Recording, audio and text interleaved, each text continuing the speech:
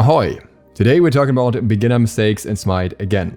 I have another video on this already, I will link that at the end if you haven't seen that yet, but today we're going to talk about more mistakes, unrelated to the ones in the first video, that I see quite frequently and that are also very easy to fix. Aside of a few miscellaneous mistakes, many of the mistakes here are going to be related to building and buying items in some form or another. Again, this is info for beginners, so if you're more experienced with the game, you're likely familiar with these mistakes, so maybe send it to a friend that's new. Let's begin. One of the most common mistakes, often actually at the recommendation of friends, is turning off auto buy and auto build immediately, often with the reasoning that they are bad anyways. Yes, if you are an experienced player, that is true. Then auto leveling and auto building is probably bad unless you have specifically set up builds, which you can also do very easily. But if you're a completely new player, there are so many things in Smite that you're basically learning at the same time that not having to focus on leveling as well as on item building right at the start is actually very helpful. The automatic builds are typically not perfect, but they are usually much better than what I see from new players when they try building themselves. There's always room for improvement, adjusting things according to the current meta and counter building, but those are all things you will learn in due time. Learn the base mechanics of the game first and then look at that. It's much easier to even understand the logic behind a build guide, for example, or what items to build effectively on a character when you already know how the character works, at least roughly. Another very common mistake among beginners is skipping boots or shoes. Often beginners are under the impression that if they build more damage they can offset that, but in most modes and with most characters that is not the case. There are exceptions here of course, like for example Golden Blade at the moment, but in 95% of all cases roughly, you're better off building boots relatively early into your build, though not necessarily as the first item or second item. Skipping boots entirely with how stat efficient they are and how good mobility in Smite is something that rarely works well unless you have very effective other movement speed choices to offset that. Another equally common mistake once the auto build is turned off is people rushing crit, the most common culprit here being Deathbringer as the first item. Crit is an attribute that becomes much more effective if you already have some power and some attack speed to go along with it, and typically not very effective when it's rushed unless a crit item is at that point very overpowered. Especially on hunters where this is most commonly seen, you typically want to start out with stacking items in order to build up some power for later on.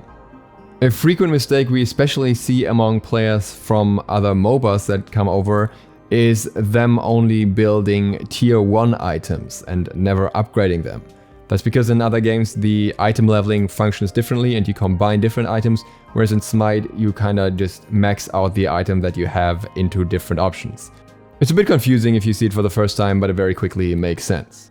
In Smite you typically want to max out the item that you start buying with a few notable exceptions, but in those cases you at worst have 2 unfinished items at the same time, for example a tier 1 mace and tier 2 boots at the same time. But this is just temporary and you will not start a third item at the same time because then things would really go overboard and you'd really be wasting stats because the higher tier items have a lot more beneficial effects than the lower tier ones. And in the same vein, and probably for similar reasons to some degree, people tend to skip the blessings, the starter items, quite a lot when they are starting out. These blessings are meant to help you, especially as a new player, because they kind of facilitate building for whichever role you're playing, especially in Conquest but also in other modes. These items are very stat efficient for a very cheap price and should rarely be skipped unless you know exactly what you're doing. And a little piece of advice on that note, the blessings in Conquest refer to the role you're playing and not to the class.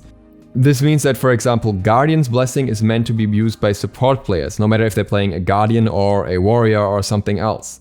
Assassin's blessing is meant to be used by junglers, and if you use it in solo lane with an assassin, it's actually very ineffective because the effects benefit you while jungling. Warrior's blessing is something that is typically meant to be used in solo lane and not so much in support when you're playing a warrior.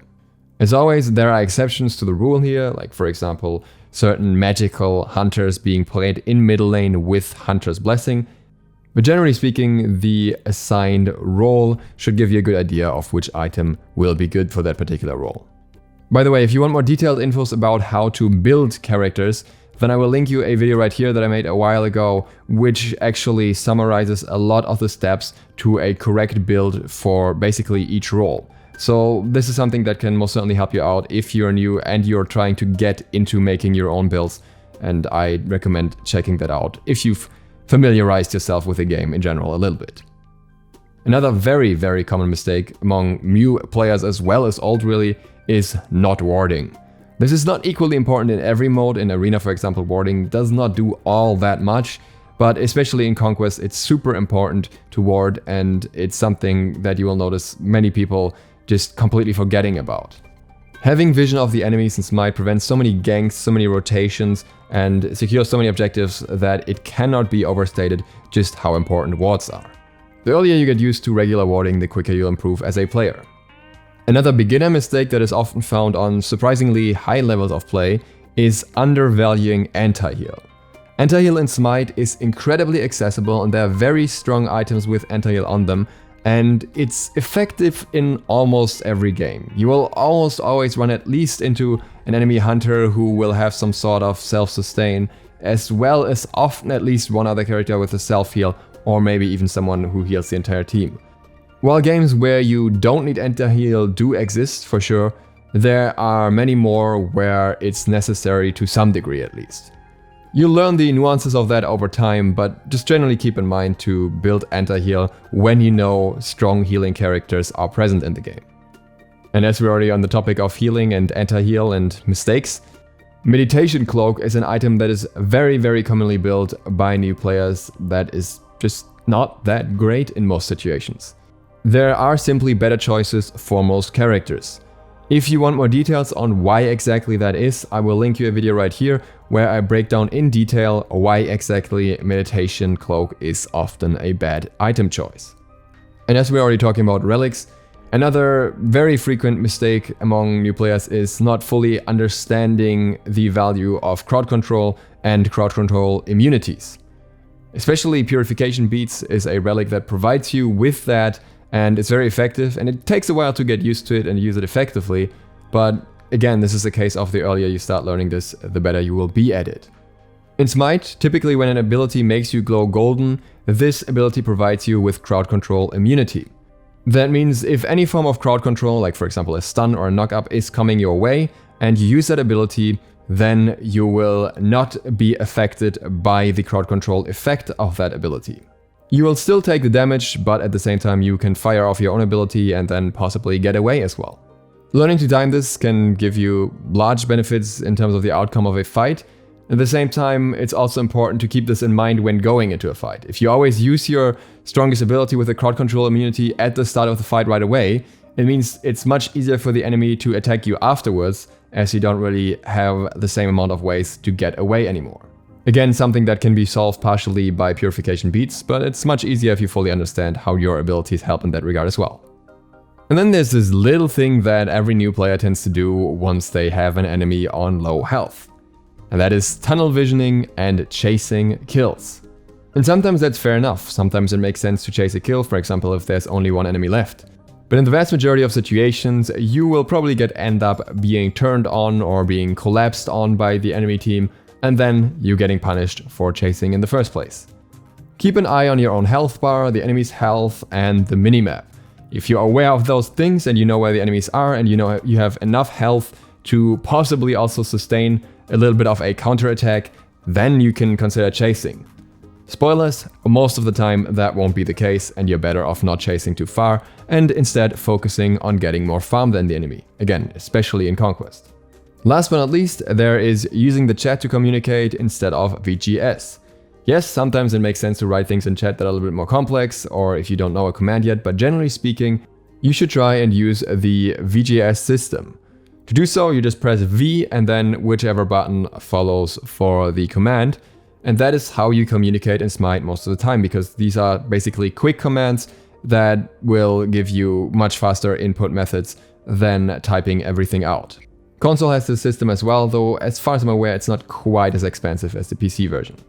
Especially the most basic commands are very easy to learn. You can learn the specifics later, like for example VAA is attack, VDD is defend, or VGG is gank.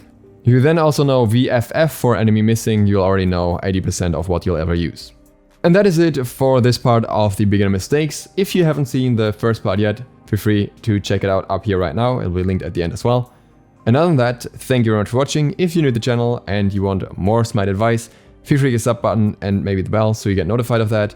Other than that, see you for the next one soon. DukeSloth, out.